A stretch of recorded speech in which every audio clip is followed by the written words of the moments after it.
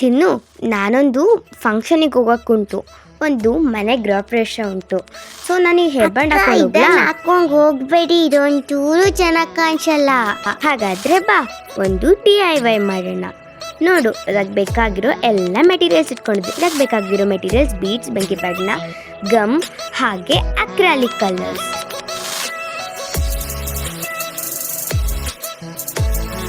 ನೋಡಿ, ಇಲ್ಲಿ ನೀವು ಯಾವ ಕಲರ್ ಬೇಕಾದ್ರೂ ಯೂಸ್ ಮಾಡ್ಕೊಬೋದು.